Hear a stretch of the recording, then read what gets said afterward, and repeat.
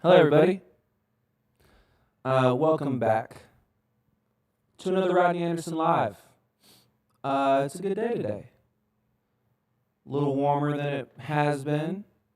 Sun is already shining. And we have a playoff game in Norman in just a few days. Obviously, super excited about that. Tell me what you guys are excited about for this weekend. Obviously the game. Anything else going on? What are y'all's plans? What are we doing? We, as in One Oklahoma, will be at our offices, 321 White Street, throwing a tailgate. So if you're a subscriber, come through. If you're not a subscriber, come through. We'll figure your entrance out at the door.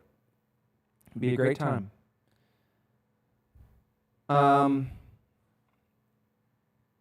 Starting to get a couple of comments rolling through.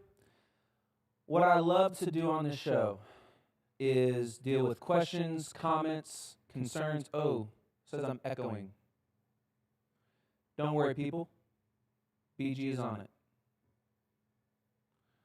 We'll figure it out. We always do.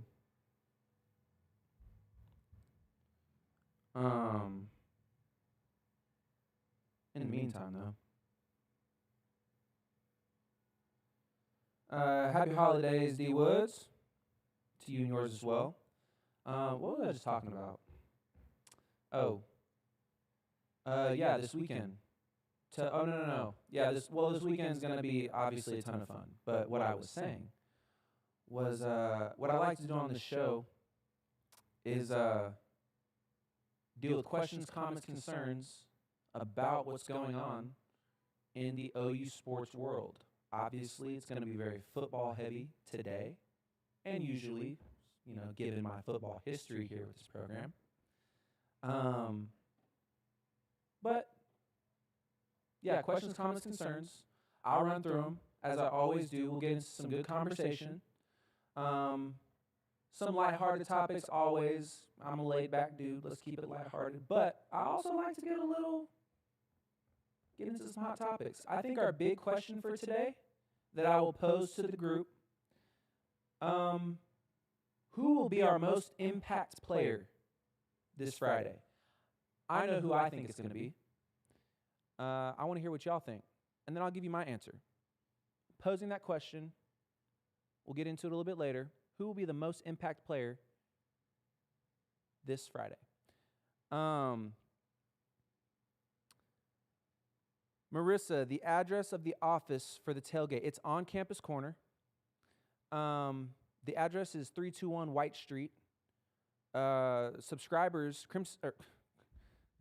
Louise. One Oklahoma subscribers will get in,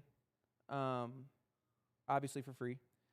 But if you are not a One Oklahoma subscriber, we'll figure that out at the door. Maybe do a huge Boomer Sooner or something, or maybe you buy a hat. I mean, we have great hats. We got shirts. Again, all that goes to NIL, supporting the old Sooners. Got a couple of answers to my question, who's going to be the most impact player? Kevin Harvey seems to think Blaylock or X. Yeah, for sure. Definitely the running backs will need to be present. The whole run game will need to be present this Friday. I do think it will be. I'm not thinking that it's going to be anything like crazy that we, it's not like we're just going to find a running game out of nowhere all of a sudden. That being said, I think my thought process going into Friday, from an offensive standpoint, is that we just need to be serviceable. We need to make sure that we're not shooting ourselves in the foot, no turnovers, no silly mistakes or penalties. We need to be clean on offense, no bonehead mistakes.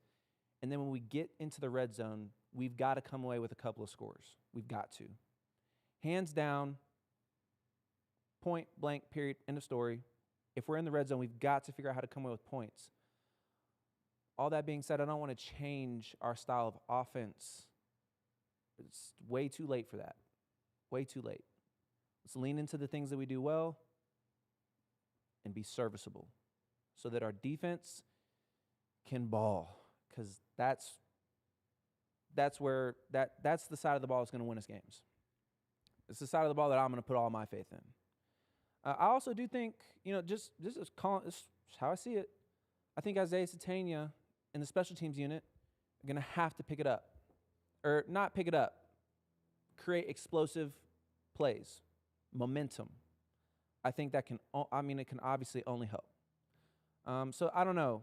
I think that answered another question also from Marissa. Appreciate your activity in the chat.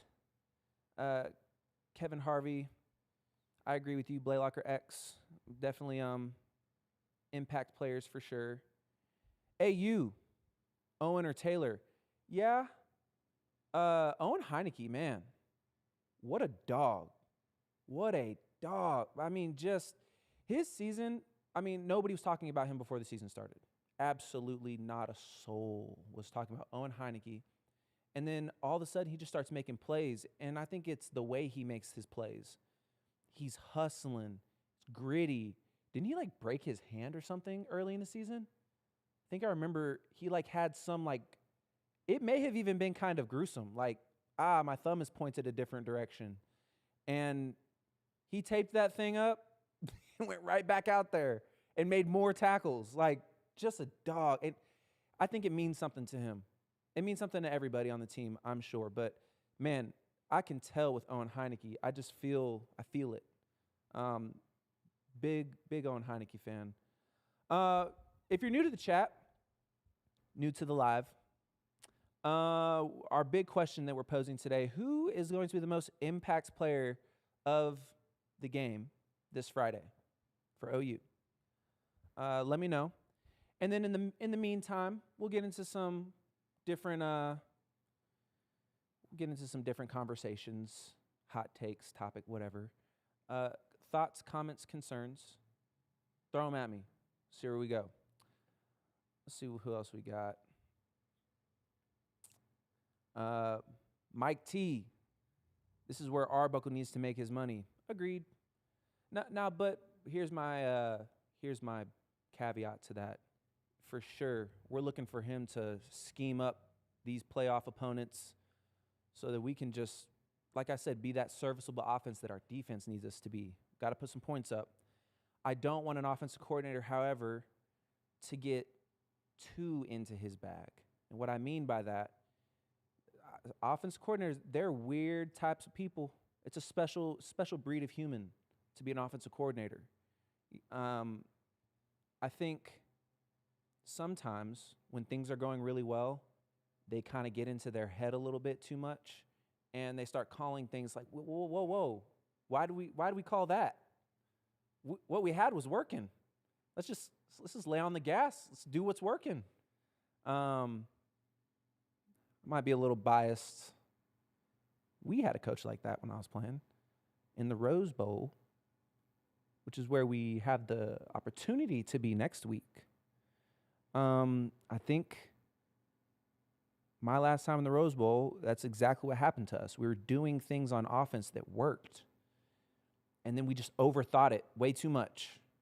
And we're running jet sweeps and things that, yeah, we have it in our repertoire, but that wasn't what got us to that point. And so that's all I'm saying. I do agree, Mike T. That's a great point. Arbuckle needs to make his money. I think the way he makes it is everything. Let's just be methodical. Let's hold on to that ball, control the game. I'm not saying we can't attack. I actually would love to see more attack from us. But we've got to stay within ourselves, though, is all I'm saying. 1, 2, 3, 4, ready for Friday? Me too. I think yeah, me too. Thanks for being here. Brandon Schutza. Hey, brother, I'm excited and nervous. Can't wait to be in that environment.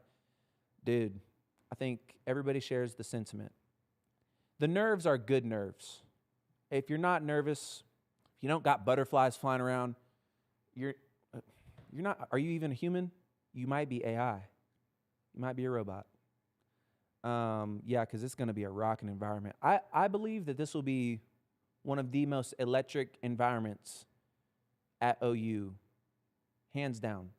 People love to like point back to the Texas Tech game of 2000, whatever year it was, the jump around theme, and I'm not taking anything away from that moment. Two great teams, great game, great moment for a fan base. But I think it wasn't a playoff game. I think it's going to be way more electric this Friday. What are the plans for you guys? What are y'all doing on game day? I hope it has something to do with tailgating around here. We'll be hosting our own tailgate here at One Oklahoma on Campus Corner. I know that Sooner Nation's going to show up. Has Sooner Nation fan base lived up to the hype of SEC tailgating, the SEC tailgating scene? I don't know that. I feel like preseason that was, or maybe when we first came into the SEC, that was a huge topic. Will our fan base be able to keep up with the tailgating scene that is the SEC, whatever? I'm going to be honest. That first year, I think we had some great tailgates, but I think we're still figuring it out, what it means to be in the SEC as a tailgating fan base. It's gotten better and better every single year, though. This year, it's been a lot of fun. I've seen a bunch of great tailgates. Well, my boy Scissorhands, I ran past his tailgate. Man, Scissorhands sets up right across from Campus Corner, and he's a great time. Sooner guy through and through. I always love running into him. All right, we got a lot of activity in the chat right now. Again, most impact player coming Friday. I'm going to give my answer. Stay tuned. I'll tell you who my most impactful player this Friday will be. But I want to hear from you guys, too. I see a lot of R. Mason Thomas. D. Wood says R. Mason Thomas. Marissa thinks R. Mason Thomas. I thought I saw one more R. Mason Thomas in here, too. Boy, did y'all see his clip? He looked healthy. Boy, he looked healthy. Okay, bet. We're on a new chat system. Yeah, we're still getting our feet wet in the live world. You know, just gonna pull up something to give me a little bit of help as I think about what I was gonna say for R. Mason Thomas. But yeah, no, the clip, right? The clip that he had at practice, going through the weighted, I don't know what they're called. They're the big weighted bags that knock over, when you hit them. I don't know. But he looked fast. Looked like whatever it was, his soft tissue quad was nothing. If y'all were on the live last time, I talked about how the quad gets so much blood flow. I had a good feeling that he was going to be okay. I really did. That being said, you never really know because the team keeps it so close to the vest. But after seeing that clip, boy, he's fine. He's good. What's so scary about all that to me is that we've been fine without R. Mason Thomas. We've been dominant without R. Mason Thomas. I think it's phenomenal that we're going to get that cat back. Me and Caleb King Kelly were talking about it earlier. We were recording our podcast, The Double Take, product of One Oklahoma. And we were talking about how he hasn't even played in a lot of, he got that BS targeting call. So he had to sit a half earlier in the season. Then he had the injury when he was housing that fumble recovery by Taylor Wine, I think is who made that sack fumble. And then he missed the last 3 games. So our point being, he hasn't played a lot of football, still came out this dominant force, All-American. I mean, he's a phenomenal player. Having him back, the worst case scenario for our boy Ty Simpson. Glad I'm not him. Ty Simpson, that is. P. Carl. P. Carl Bach. Watching it at my favorite sports bar. What is the best sports bar in Norman? I'm asking for myself. Maybe someday, when I'm old and done with media, I'll pull up to a local sports bar, and we can have a party. But for now, the party will be at One Oklahoma on Campus Corner. Travis, I thought Ty Simpson was injured. Yeah, I don't think so. I know that was like maybe his back or something. That broke last week whenever I was doing this live on Thursday, and I think it was like his lower back spasms or something. That's not true. That dude's playing. People are always looking for something to talk about. I'm not accusing you, Travis, of just finding something to talk about, but I think that's what that was. Let's see. I did see one thing, controlling the clock. Oh, yeah. A gate. I'm only saying, I don't know. A gate, I think is your name. I'd love to see us dominate time of possession. Burning 10 to 12 minutes off the clock at a time is game-changing. I agree with that, but only if you get points out of it. Like, you burn a bunch of time off the clock and then don't score, give the ball to them. You know, if they can, I mean, it's going to be hard against our defense, but if they can get points on the board, then, then what? We just burned all that time for nothing. So, I don't know. I want to burn time. I want to control the game for sure. You're totally right. We just the points need to come from it. Need to. Bishop, Campus Corner. Yeah, that's where we'll be. P. Carl in Tulsa. Okay. Called Pucks. All right. If you're a Sooner fan out in Tulsa, go hang out with my boy P. Carl. He'll be in Pucks watching the game. Oh, and I'm pronouncing his name right. Let's go. Let's go. Yeah. Yep. Travis is fine. Thanks, everybody. Yes. It was just a rumor. Ty Simpson's little injury. His little boo-boo. Oh, Brandon Schutza. Was John Mateer not wearing his thumb wrap in practice?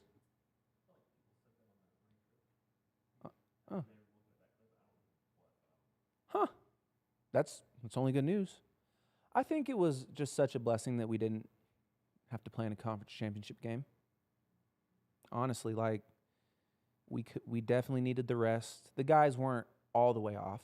They're still grinding, but in the smartest of ways. Doing their thing. Yo Pobs. Too Slow says that he's going to be hanging out at Yo Pobs. Yo Pablo used to be 747s is what it was when I was spending time on Campus Corner in a party setting. Is Yo Pobs as good? We have an intern, works for us. His name is Braden Ford. Shouts out to him. When I said that, he shook his head like, what?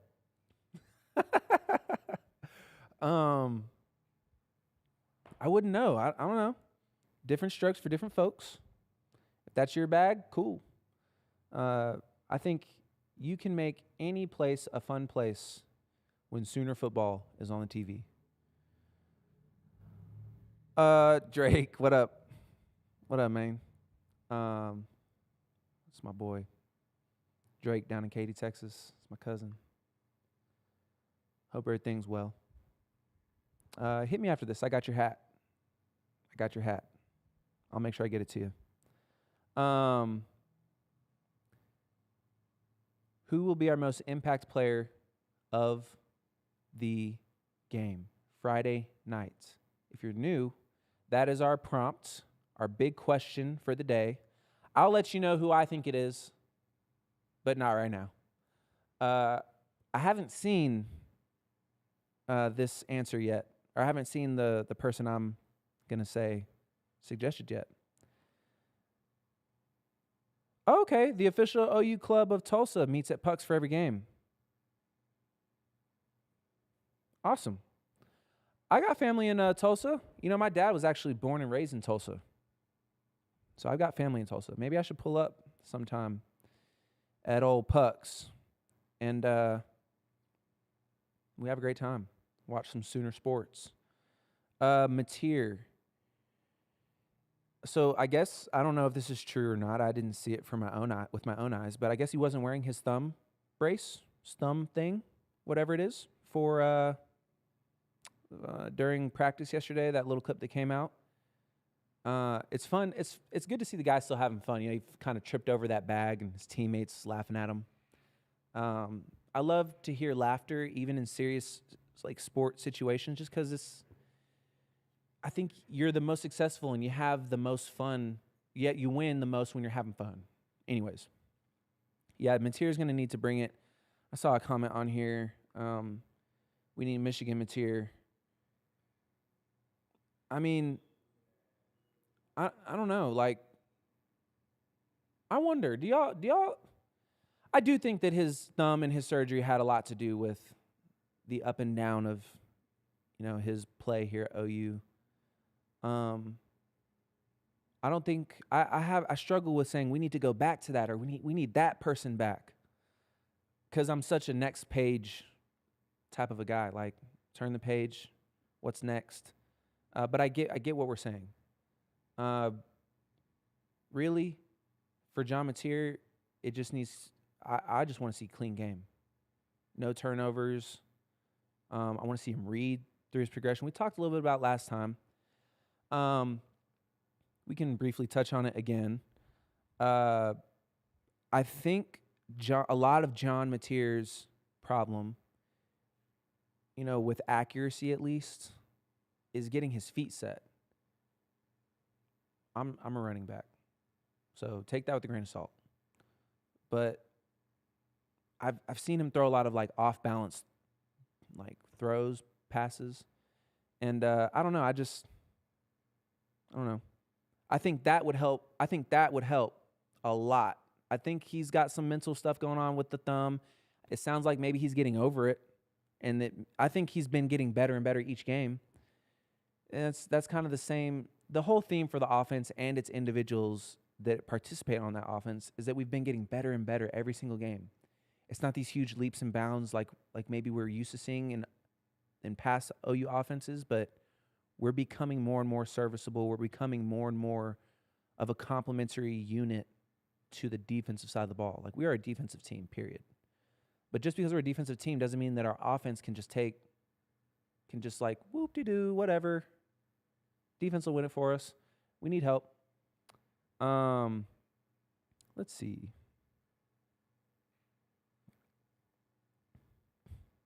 Oh, do we have a Bama fan in here? Maybe? Braden, Redfern, explain yourself. OU defense may keep them in the game, but offense can't move the ball. Bama by 10. That's not how it went the last few times.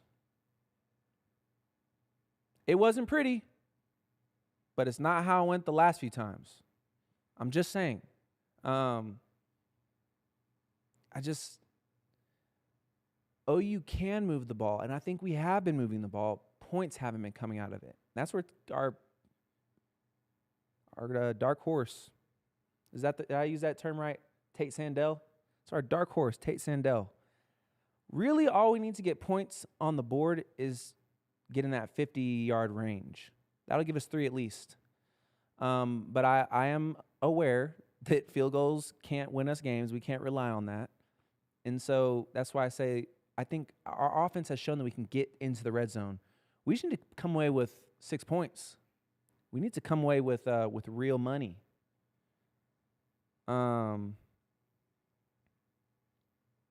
I don't know. Let's look at what we got here. Questions, comments, concerns. Like we're kind of talking about it all a little bit. But the big prompt of the day is who will be our most impact player of the game. Braden Redfern, I'm going to come back to you, man. I want to hear more. Robert Polson, good to see you again, man. As a RB yourself, how would you feel about Barnes playing? Oh, man. I love Javonte Barnes as a person. I love his running and his style. I wouldn't put him in unless I absolutely needed him. Because I'm a huge believer in consistency. And like playing, I don't want to say the hot hand, consistency and rhythm. I'm a huge fan of, a believer of consistency and rhythm in the running back room. And right now, the most consistent backs and the ones that have found rhythm the most are Torrey Blaylock and Xavier Robinson. And so, how would I feel about Javonte playing? He can ball. So if we need him, for sure. But I'm rolling with the guys that have been playing the most this year because they have the rhythm right now. They're the ones that know the guys up front. They're the ones that have been running behind them all year. So let's keep. In my opinion, I say we just keep those two. Maybe we see Javonte shoot. Maybe we even see Ott. Who knows? I'm sorry. Please don't blow up the comments about Ott now. I think we've talked about him enough. I saw Fabechi in here a little bit, not personally, but Jonathan214. I think that's an answer to the prompts today. Who's the most important player? Fabechi Wee-Woo. Yeah, dude. Hasn't our offensive line just gotten better and better each game? I've seen. It was rough start of the year, and we showed like flashes of like a really good offensive line, but hindsight being 2020 and all, I think our O-line. I think our O-line has. They're just young. They're literally just young. So they were never going to be perfect this year. I think that's great news for us going into postseason play because it's just more experience these cats get. And then it's out of this world news that they're all going to come back next year. So, and, maybe that's something we could talk about. How's our retention going to be? Pretty good, I would think. But definitely something to talk about, especially in this world we live in now, like NIL and transfer portal. You never know who's tampering with our guys. Braden Redfern, I'm still waiting for you, bruh. He sent the golden boxing gloves, which, I'm getting asked if I want lunch right now. Sure. I think it's called the Piggy Bop. Yeah. Over here at One Oklahoma, we eat at Cut Bop quite a bit. Spicy level 2, please, and thank you. Or should I go spicy level 3? Should I stop being a little baby? I'm just playing. Spicy level 3 or 2, please. Thank you. Yeah, he sent. Brandon sent the 3 boxing gloves. Oh, because he was a little bit tied up in the fight. Okay, yeah. All right.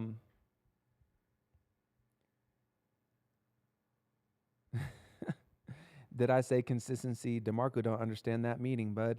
Hey, I get it. I know. I'm perpetuating this running back talk. I didn't mean for it to get to where we're taking shots at DeMarco.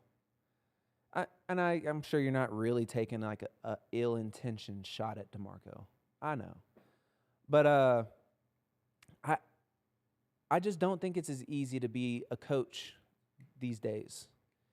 You used to like create relationships with these dudes and get them in your room, and that was it. You had them for a few years, could develop and form a relationship, have a couple of disagreements, and learn a little bit about yourself and the other person in the room.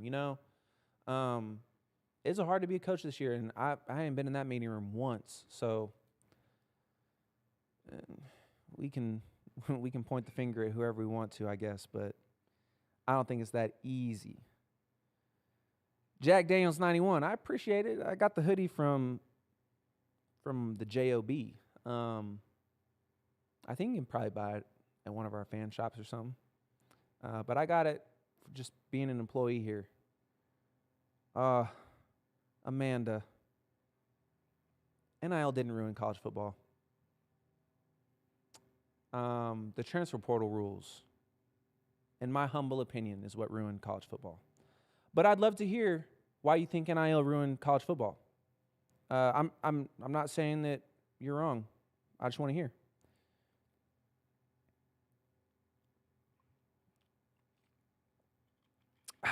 Man, some high quality H2O. Rodney, strap it up on Friday. We could use you, bro. From Jonathan J. Deere. John Deere. It's cool if your name really is John Deere. No. I'll be there to support. I will not be strapping it up. My knees thank me.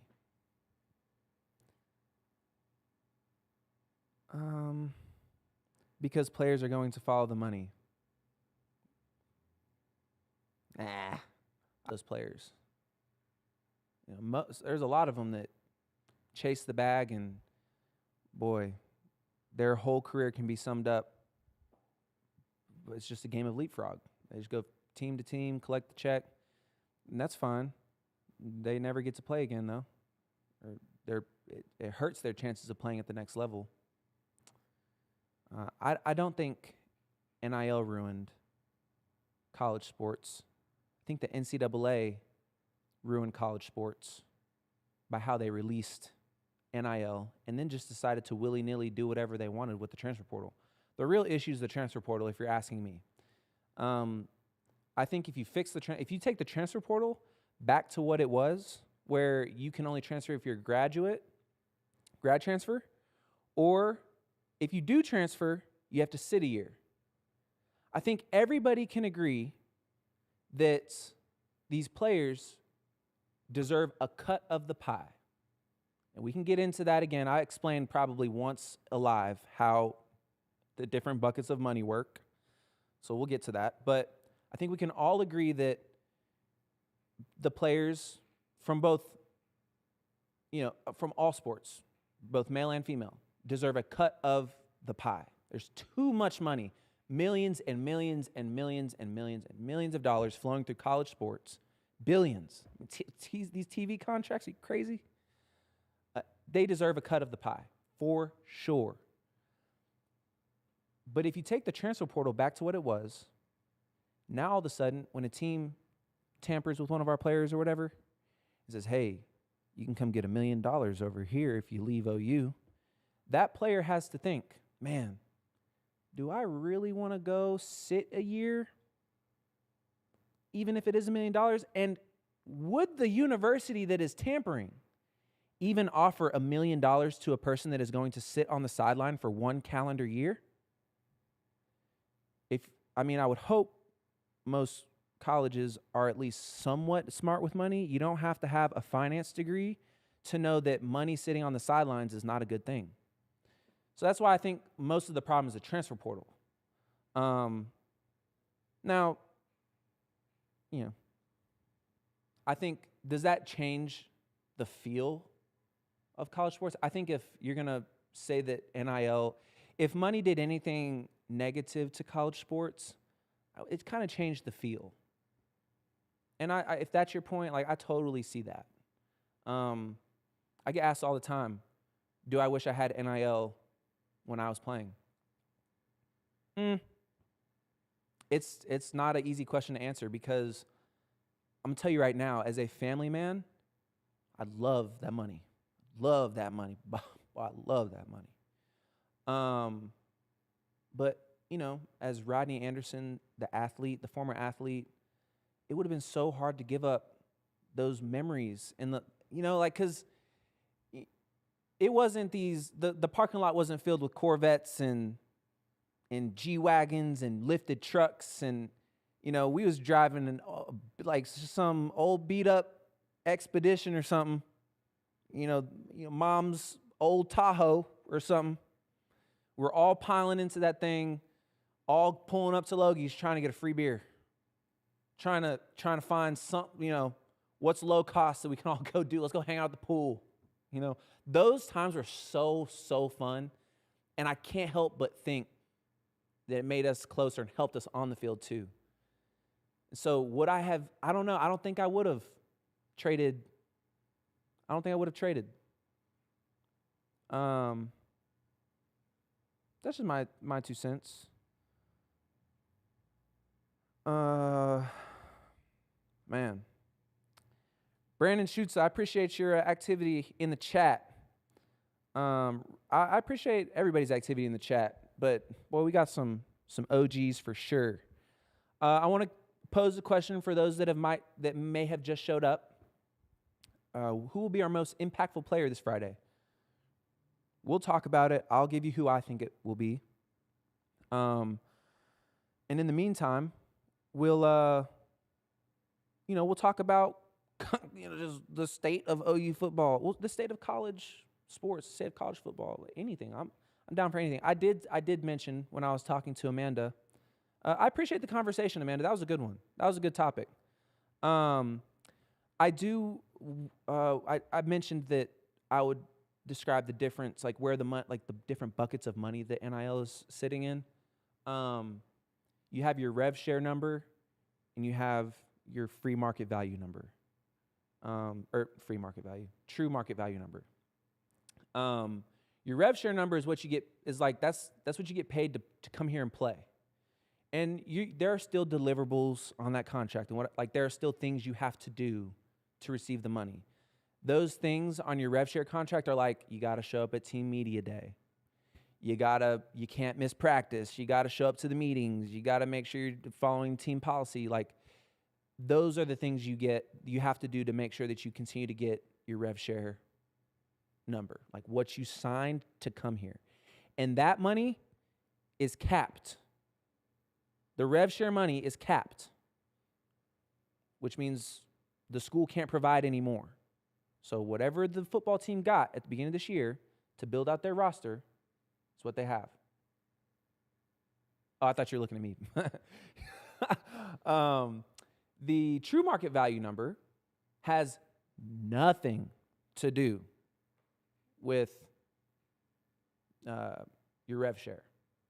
The true market value NIL number is dictated by brands in the market that want to work with the student athlete. If they come up to student athlete A and say that he or she is worth X amount, $500,000 for one deal, the market dictated that. And now that's Deloitte's problem to figure out if it's fair or not. Personally, I think they should get their hands out of it. They're clogging the system up. NIL Go sucks. NIL Go is just the system that Deloitte put in place to audit all of these deals to make sure that they're fair, which is good in theory, but sucks. The system sucks. Pushing the NIL deals through is just slow these days. Anyways.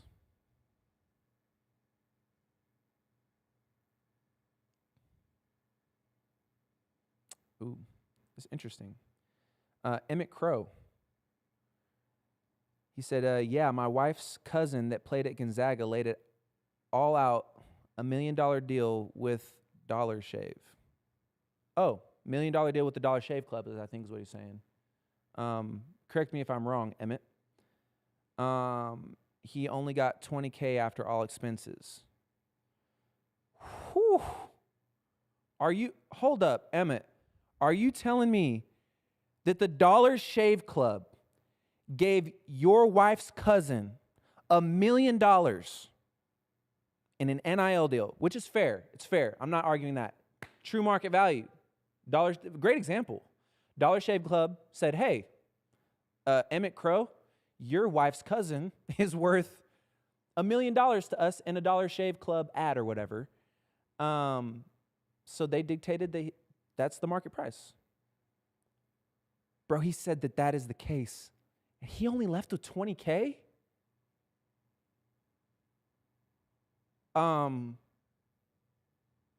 Okay. Who's in his circle? That doesn't make sense. What expenses? I guess that's the question. What expenses? How do you get paid $1 million? I understand Uncle Sam's coming for his cut. So I understand that you weren't going to pocket $1 million. And maybe there's an agent involved. Okay. But to end up with $20,000? Something's up there. After they paid the agency and everything, okay, terrible agency. Like, there's no world in which an agency gets paid that much money. And that's a huge pitfall of NIL. If we're going to talk about negative NIL things, agents, there are very good agents, and there are very bad agents. There are very good agencies to be affiliated with, and there are very bad agencies to be affiliated with. If you got $1 million deal, our director of NIL just walked in. Bobby, listen to this. One of the viewers on here, his name's Emmett. We've been talking for a minute. He's got a relative who got paid $1 million in a Dollar Shave deal, Dollar Shave Club deal. He walked away with $20,000. If y'all can see the face that he just made. It's, yeah. Said the agent, after they paid the agency and everything. That's what he even said. Yeah, I'm glad that y'all are aware. Like, get out of that situation. Whatever agency took that big of a cut, terrible. One Oklahoma would never do such a thing. Yeah, dude, we would, because it's supposed to be about the kids still. And we lost sight. All right. Oh, shoot. Mario. What up, Mario? Mario was an old teammate of mine, Mario Sinicola. What's poppin', bro? I hope everything's all good. We gotta link up sometime. Hop on the phone, talk.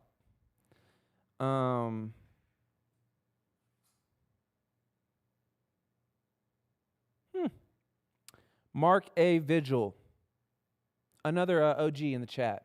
I appreciate your support in here. Would like to know how long for me, a business owner, to be like, I want softball athletes to promote something. I think you're asking, how do you get softball athletes to promote whatever your business is, or make appearances? Super easy process.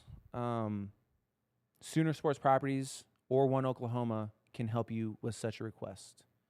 Dang.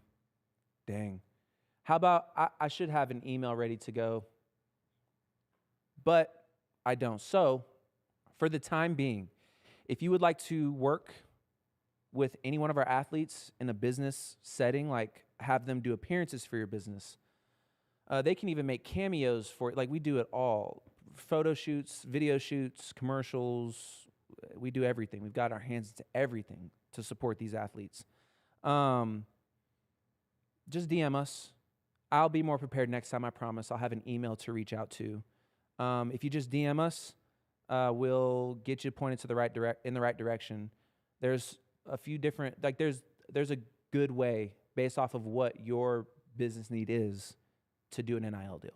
Like, there's smart ways to do it, go about it, efficient ways to get it done. We've been doing it since NIL started, so we have got you. Let's get back into some other things. Chris, I appreciate the love. I appreciate all the love, man. Um, it's been fun doing these lives, talking to the people. Appreciate all the action in the chat. These topics are great. They're super fun to get into. We're talking about questions, comments, concerns, just whatever topics I want to get into. What hot topics y'all got for me?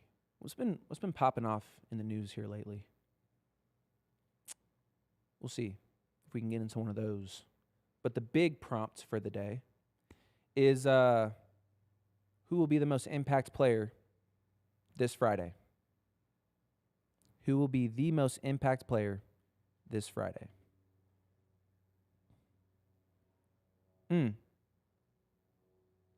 Robert Polson, I'll go back, asking about the time frame of it all. So I'm sorry if I'm not getting your question exactly right. But like usually a time, like if you have kind of what you want to do in mind, NIL wise, with your business and our student athletes, then we can just kind of like get together and nail out the details of how it goes. But I mean, if we all agree on what we want the athlete to do, we can get started like pretty quick. And so the turn time is not bad. It's pretty fast. Because it really matters to the university that these NIL deals get whipped out, because we're in recruiting and all this, transfer portal season, whatever. And the more NIL you can show, the better it is for recruiting. So yeah, if it's it really just heavily depends on the deal. If it's an appearance, like we can whip that out easy. We could probably have an athlete at your business this week, next week, a couple days. It really just depends on the idea. And then depends on a little bit of the athlete too. They all have different price points. So, yeah, you never know. And then the length of the NIL deal is completely up to you.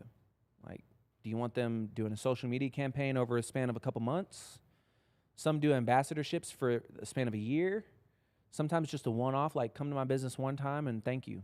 So however, it's up to you. We're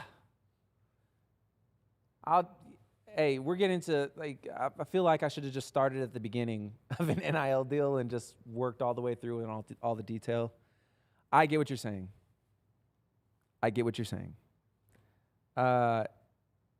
Yeah, the clearinghouse process has nothing to do with you guys. Like, the clearinghouse process is all on the athlete, actually. Like, we can't even help with the NIL Go clearinghouse process. It's supposed to be quick. And for the most part, it's quick. But we've got high-profile athletes here in high-profile situations, and so we have businesses paying these guys a lot of money. And when NIL Go sees these big dollar signs from businesses for the first time, they like to ask a bunch of questions, and we need more details to the deal, whatever. It's not the biggest. I guess I'm kind of dealing with it, and our team is dealing with it like every day, so it's super annoyance to us that it holds up, for a short period of time.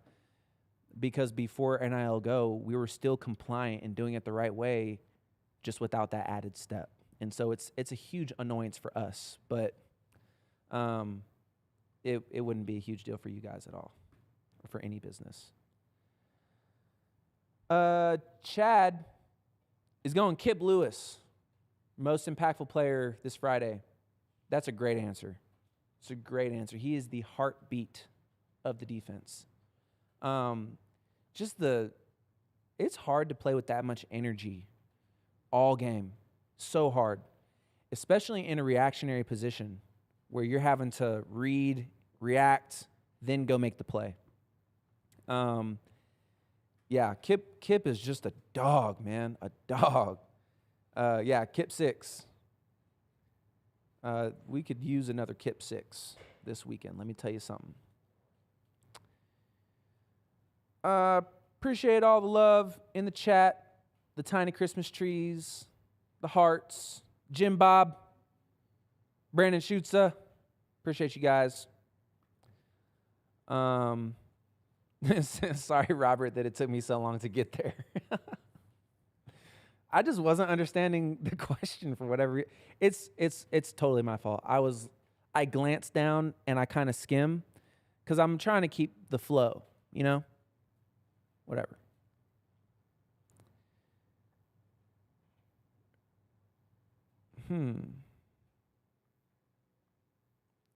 Okay. I I skimmed this one too. So I'm going to read it in its entirety. Hopefully I'm not falling into a trap. Hunter, or I guess, no, dang, dyslexia. Hunt Rex OU. Hot take. OU squeaks by against Alabama like they did the first time, but they go into the Rose Bowl and Mateer comes alive like he did against Michigan. 350 plus yards and 4 total TDs. He's due. Love the take. I kind of feel like Mateer could just rip it at any moment. Is that the feeling that we've all been dealing with, maybe? Maybe he just maybe he needed these couple weeks off to just, you know, and then it'd be great if he just came out slanging that thing this week. But yeah, no, I mean, a tough fought game against Alabama, it's going to be. We've seen them 3 times in less than 2 years. It's going to be a tough game. That's when I'm at least preparing myself mentally for. And then if it's not, great. But I kind of agree with that hot take. Hunt Rex. Oh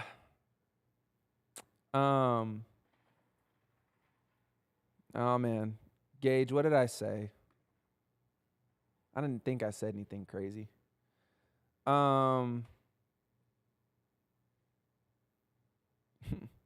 how do we feel about? I've been seeing a bunch of a little bit of BV stuff throughout the chat. Is this where we thought BV would be? Are we all happy with the product he's put out? What did he say? He said something in his first press conference about the defense being just, for lack of better, I don't remember exactly what he said, but he was talking like our defense is going to be just relentless and dominating. And I think it would have, he just didn't have the phrase at that time. But I think we're just hard to kill, Hard to. It's a grimy bunch.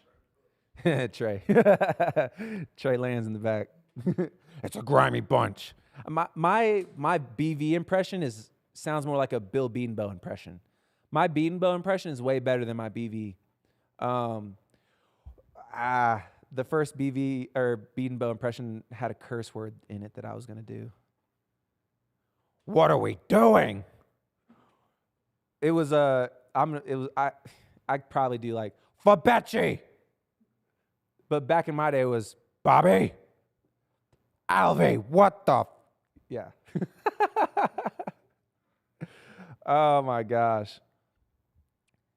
I think BV's done a great job. I'll admit, was I skeptical at moments? Yeah, sure. As probably everybody else was too. Kind of raising an eyebrow, 6 and 7. But, damn it, Trey. From behind the camera, I see him poke out, go, when I said 6 and 7, I'm so tired of that. But I can't be. No, I'm not tired of it. I'm not tired of it. Because new trendy things don't get me mad. That's that get off my lawn mentality. I'm an old head and things should always stay the same like I'm used to. No. I don't ever want to be that guy. I accept change. I accept new things. But yeah, I guess we all were like, man, 6 and 7 is a little bit. But you lock in. You remember what loyalty means. You you live to fight another day, dude. Like, you just trust. You have faith in the process. And I think he's done exactly what he said he was going to do. A relentless defense. He said nothing about the offense. So I'm not going to hold him to it. That being said, he is the head coach, so he does need to figure out the offense, and I think he did that with Ben Arbuckle. I brought that together. But we had Alex Grinch, who was supposed to be great. Emmett, I don't know where you're going with that. Sorry. Okay, Mario Sinicola was an offensive lineman. He's in the chat right now. He was an offensive lineman when we played here back in the 2017, era, whatever. And he's saying no way to do a solid PG-13 bean bow without his flair. Some of that still gives him nightmares. There are times when I was walking past the team room, because the O-line, like, they have their team meeting or their position meetings in the team room. Just a bigger space for bigger guys. But I would be walking past that door and I'd hear Beanbo through the door. It's supposed to be a soundproof room. So yeah, what Mario's saying is 100% correct. It's very hard to do a solid Beanbo impression that's PG-13. If you're talking about in a meeting room setting. That's funny.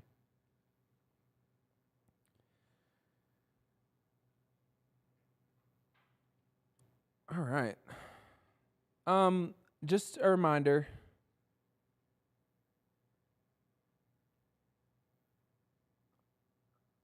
Oh. I guess I didn't see Braxton, so I got sidetracked by this. I saw it. Crane and Company has OU going all the way, but losing to Ohio State. It's interesting to me because I've not seen anybody else say that OU's going to go all the way. I've been saying it since like July or August, whatever it was. It was at least early August. People were flaming me for it. I was on the radio and on our podcast, The Double Take, talking about how we're going to win a national championship before we'd even played any games. I just had that feeling. And guess who was right? But yeah, that's just interesting. Okay. Thanks, Gage Scott. I think you're right. Relentless, suffocating, and punishing. I think that is what he said. That sounds right. We're talking about any questions, comments, or concerns. Big prompt for the day. Who's the most impactful player this Friday? Give multiple answers if you want. Who cares? There's no rules. There's no rules to this live. Yeah, BG's like, there's some rules. But y'all don't got to worry about that. I'll worry about the rules. Y'all do whatever y'all want. I had a couple of topics kind of written down that popped into my head. Uh-huh.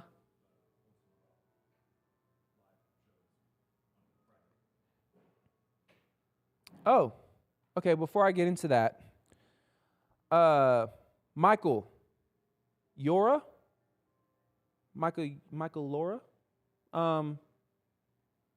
Check me if I'm saying your name wrong. Are we having a live pod for the people that attend this week? Yes, we are. I will be live this Friday before the game from 4:30 to 6:30, live at the tailgate at One Oklahoma. Where is One Oklahoma, you might ask? On Campus Corner. What building, you might ask? 321 White Street, next to Valaire. I'm trying to think. Across the way from Othello's. Yeah, we'll be posted up here. Feel free to pop in. Say what's up. Come watch it live. interact. I mean, we're expecting quite a few people, so it'll be fun, lively. Campus Corner's always lit on a game day. And I like the city of Norman, boy, they really showed up. They're letting school out early. I don't even think they got school on Friday, actually. No? Yeah, no school on Friday. Like, yeah, all the dads with kids in Norman Public Schools right now are like, nope, no school. So great. Yeah, it's going to be super lit. The party's here. 321 White Street, One Oklahoma offices. That's where we'll be doing our live show as well as our tailgate at the same time. So we'll have food. Is Head Country doing our food? Head Country, yeah. So Head Country Barbecue, CR. Well, he can throw down. He can throw down. And so, yeah, we'll be here. Last week, there was a bachelor party. Trey Bobo? Trey Bobo was his name? Yeah, Trey Bobo hopped on here, said that his bachelor party's gonna roll through. We'll do have some fun, have a good time. But yeah, no, it's gonna be a great time. We'll have the live show. We'll interact with guests. Maybe we can have some guests on. Like I said, there's no rules.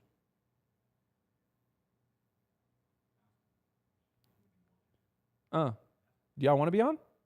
I mean, would that be something that if I host a live show, I will be hosting a live show this Friday. During the live show, maybe I should have some guests on. Let's just hang out, have fun. Take a seat on the couch or in the chair. It'll probably be a little bit of a different setup, but have a great time. Have a bunch of fun, drinks, food. Shoot. Who knows?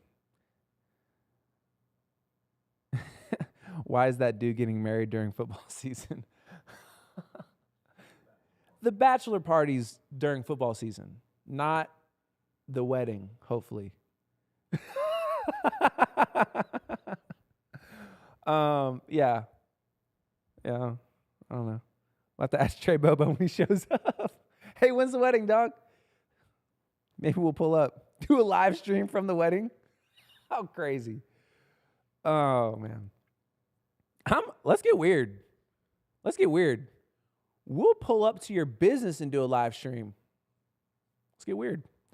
Okay, but no, this Friday it'll be a great time. Great time. Okay, yeah, we've been talking a lot about NIL. I mean, obviously, it's kind of like the big topic these days.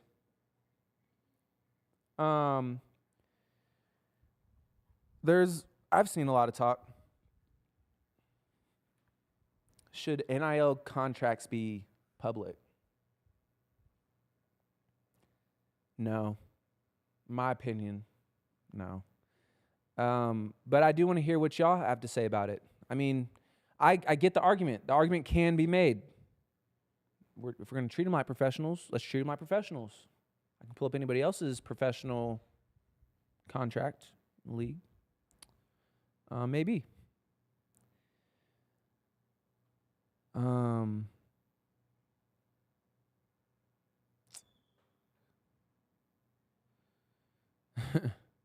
Kyle Thomas, I'll be at the game because I won some money at my Christmas party.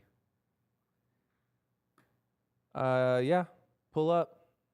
Did you waste that money on a ticket, or are you planning on blowing that money on the court? Not waste the money on a ticket. Yeah, sorry. Brandon looked at me like crazy. Did you spend that money? It's not a waste. Did you spend that money on a ticket, or did you spend that money, or are you going to spend that money on the corner? Which one?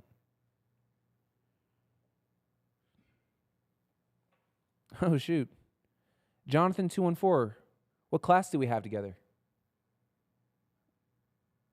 I apologize if I'm not putting it together. But yeah, I was talking about NIL contracts. Should they be public? I don't think so. They're kids. Stop pocket watching these kids. Hey, there's been a big. I've seen a few videos on people, like just random people pocket watching other Americans. It's weird, and like I think the point of those videos is like the argument is, it's kind of like that upper versus lower class clash. That's not what we're here to talk about. But I'm not even super aware of like the whole topic in its entirety, but what I got from it is the whole pocket watching aspect of things. Worry about your own stuff. I don't think their contract should be public ever. That sounds like a recipe for disaster.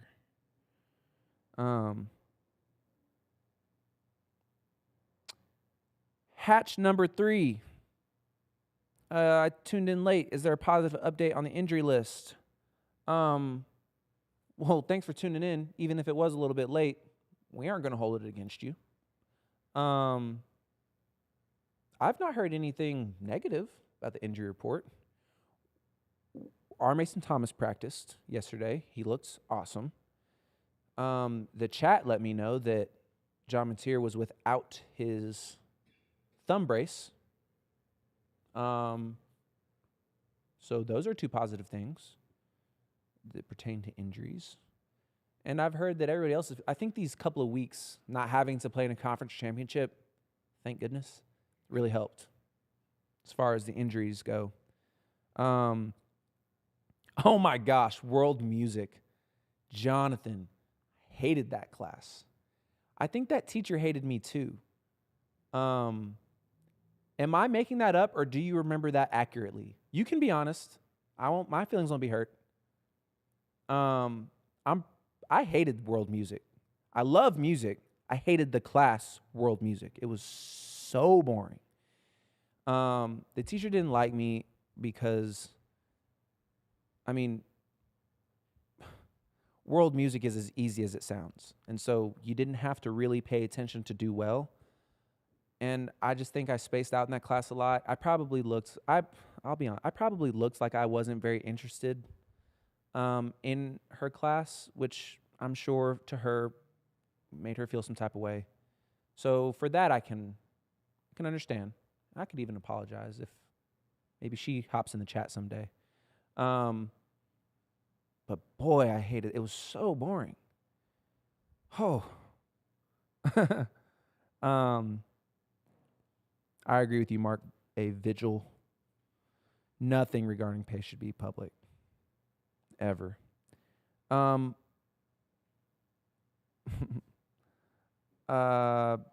Blood and guns. Does NIL have a cap? Yes. Yes, NIL does have a cap. But briefly, I won't get all into it again. You have your rev share that is capped. You have your true market value, NIL, which is not capped.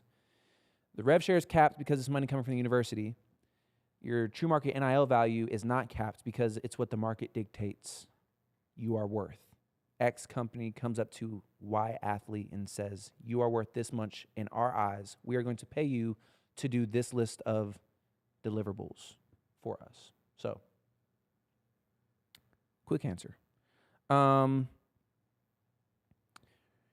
Ken Newton, Rodney, where's your partner? But we're always thankful for your commentary because it's more than just talking points like the rest of Oklahoma media besides Teddy and Gabe. Thanks. Appreciate that, Ken. We definitely try to. I hate the company line conversations. They're so boring. Oh yeah, well we got to try our best and make sure that the team is the team or whatever. I don't know. Here at One Oklahoma, I just want to try to keep it real.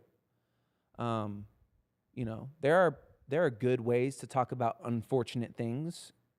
There are good ways to talk about good things, obviously, But my point, I want to talk about it all. Where's my partner? My partner, I think you're referring to Caleb King Kelly. He was just here, not on this live. We recorded our podcast a little bit earlier. The episode will drop Friday. I'm tripping. The episode will drop Thursday. Thursday morning, you'll be able to get it on YouTube. He's over at the facility doing his soul mission thing. He doesn't always hop on these lives with me, but I'm sure he'll make an appearance or 2 or 3. He might even be able to make it over for the live this Friday. It's because I don't think a lot of people know this. Like OU, just because it's a home game, OU doesn't own this game. The CFP owns this game. So like the ways we sell into this game are different. Our concessions, like the cut we get is different. The ticket sales are different. Everything is different. The CFP owns it. It's just here. And so, when you think about it from a business perspective, it's almost thought of more as a neutral site than OU's home game, even though it is an OU home game. I don't remember where I was or what I was talking about.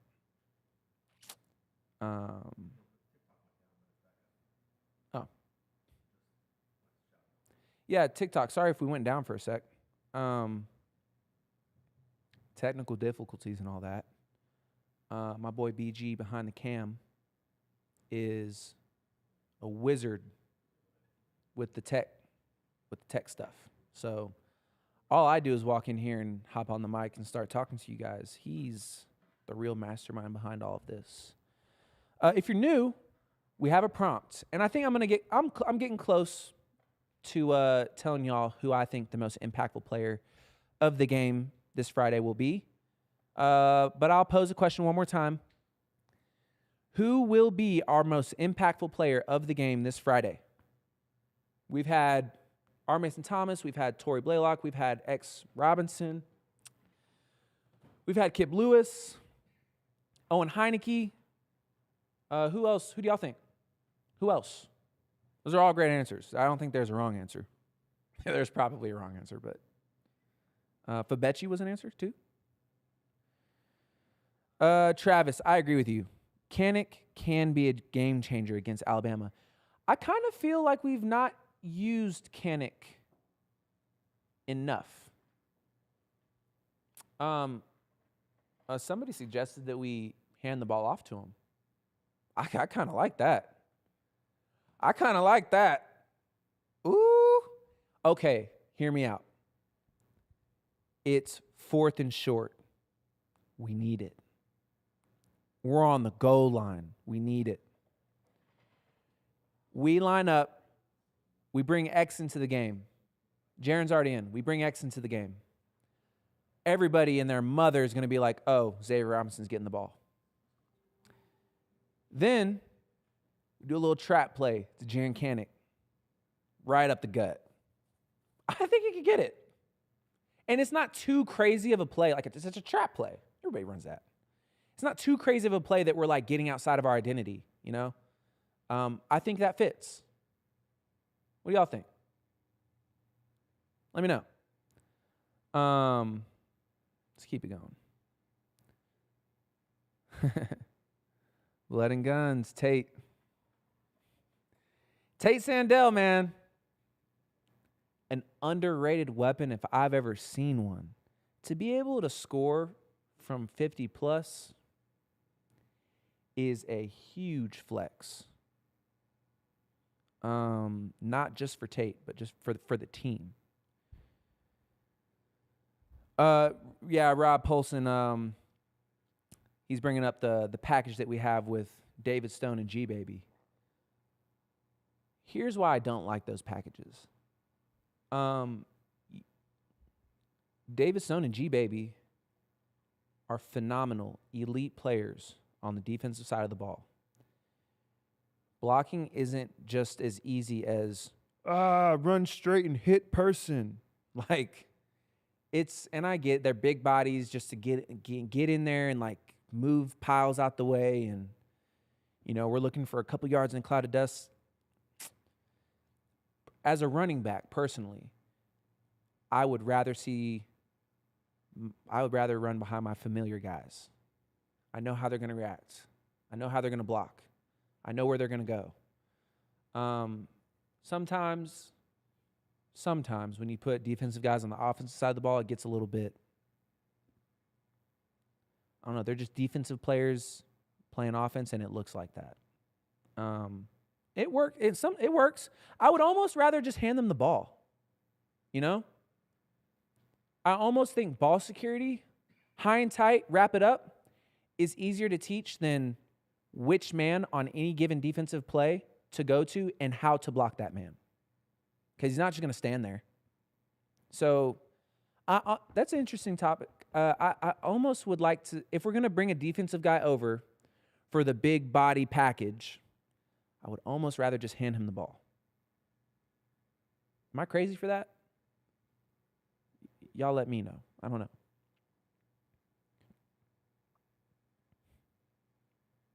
Does Cortland Guillory have a nickname? Am I making up the C4 or is that a real thing? I don't know. I haven't really heard him referred to C4. If you just coined that, congrats, Jonathan. 214. Jonathan actually asked a question that I wanted to talk about. How many tickets do you get as a player? You get 2. Each player, no, I'm tripping. You get 4. You get 2 in the league. Each player gets 4 tickets to do with, like, their complimentary tickets for the family, whatever.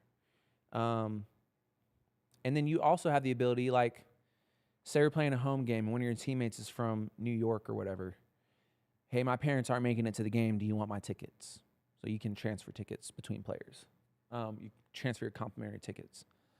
So 4 usually ends up being plenty, even though it might not sound like much. But in the league, you only get 2, was my experience at the Bengals. And then I believe if you wanted more as a professional, you had to buy them. And it would just come out of your check. I can't remember exactly. But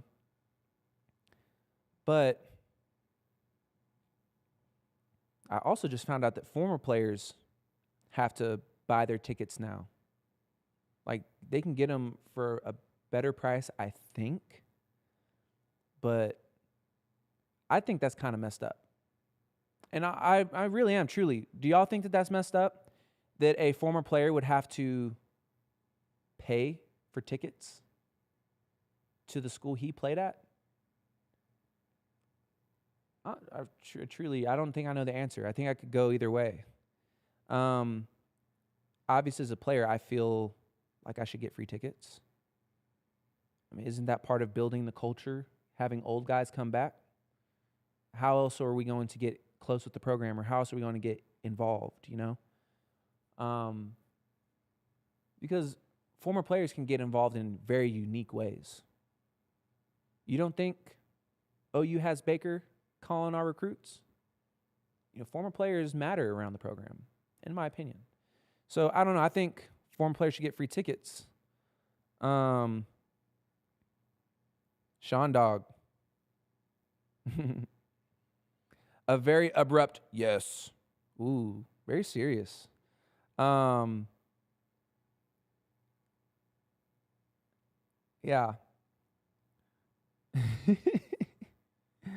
No random, no-name players. Baker should get free tickets, says Sean Dog. Not random, no-name players, though. Sean Dog, what do you think Baker would say? Do you think Baker would have the same opinion as you? I don't know. My point being, like, it can only help recruiting. It can only help, especially in an era of college football where it all seems like everybody's against everybody and everybody's like, there's no culture, there's no camaraderie. But your program has hell of former players around all the time. They feel welcome. I don't know. If you care about the university, I would probably be on the side of... No, I'm starting to talk myself into players should get free tickets. Ex-players should get free tickets. I don't know. Students should get free tickets too. Fans should get free tickets as well. Sean, you silly goose. You silly goose.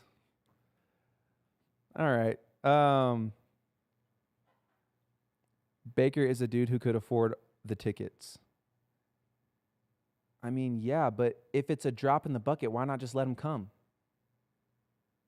I don't know. Okay. Dang, I didn't realize that it was going to get like that. Over some tickets.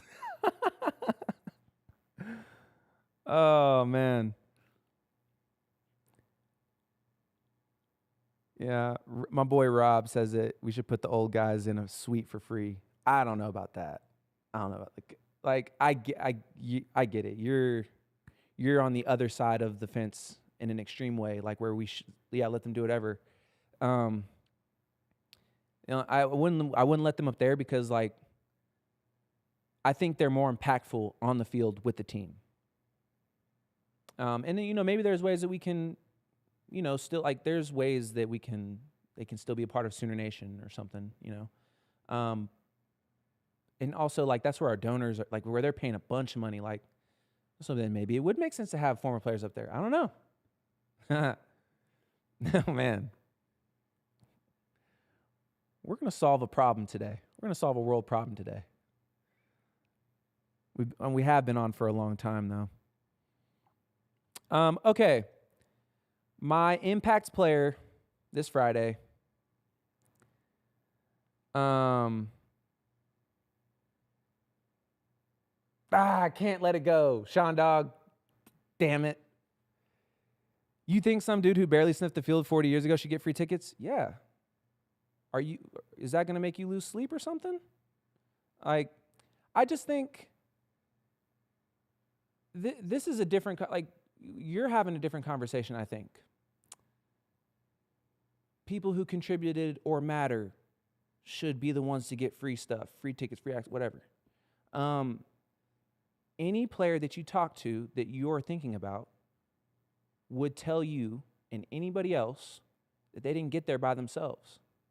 There's a whole team of walk-ons, a whole team of preferred walk-ons, of team managers, of team trainers, of like the individual player could have never done it himself.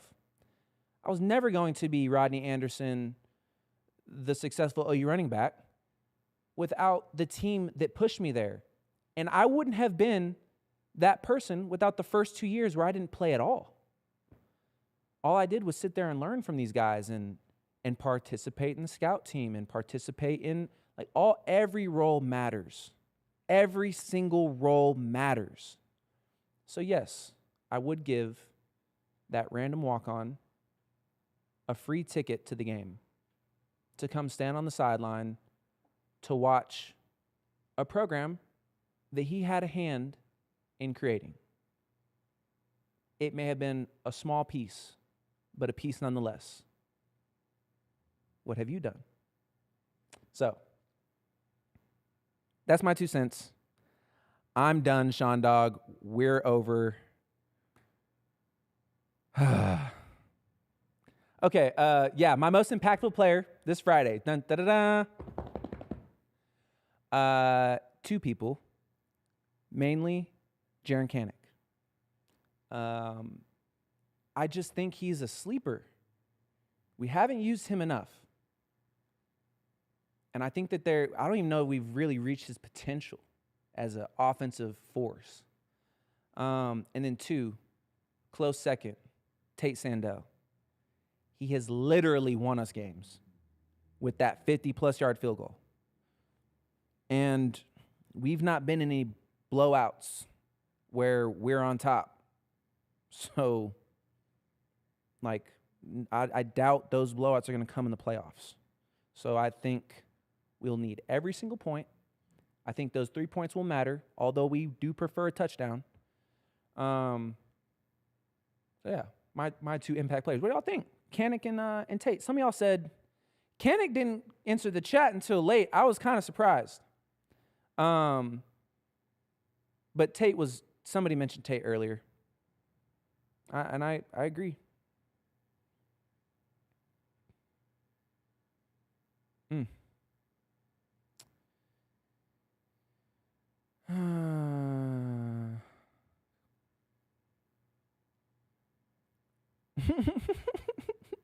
Y'all going crazy.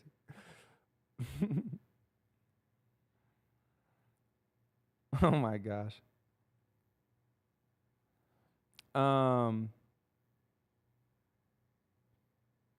Oh, dang, Seth. Tate is a gimme? I mean, yeah, I guess so. I feel like he got a couple of weeks where he was like, Tate Sandell. And then it's just kind of quiet. Maybe because end of the season too. Like after that, we played LSU, we won, and then it's been kind of like preparing for this game this Friday. So yeah. Oh man, me versus Rufus Alexander in Oklahoma drill. Who wins? Obviously me. If we're talking about 2017 or 18, Rodney. 2025, Rodney doesn't beat many people in Oklahoma drill. Don't got the knees for it, big dog. All right. I think, oh man, Rob Polson with Burke. How do we forget about Burks? He may be the most forgotten player of 2025. Forgotten, underrated. Underrated is not right, though, is it? Because I know what Burks can do. He's a phenomenal athlete. Okay, yeah. I'm dumb. Underrated. Whatever. Yeah. What's been the deal there? He's open. I know I've seen him open. He did, but BG said he scored the touchdown at LSU, which I felt like it was going to be just the Deion Burke show. But, it's tough when your quarterback's dealing with so many stuff, so many things. Thumb injury, mechanics maybe. I don't know. I'm just a running back looking at football. Take it with a grain of salt.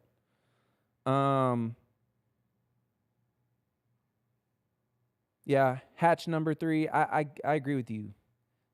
Surprised Mateer hasn't utilized Kanik more as a safety outlet. I think, dude, the check down, man. People forget about no man's land. A running back might be out there.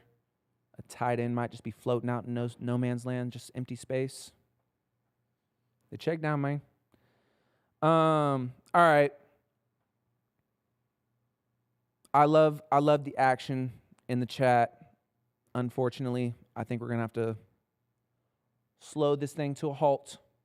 That being said, this Friday, Sooner Nation, show up, show out in some type of way. If you can't get into the game, be around the stadium.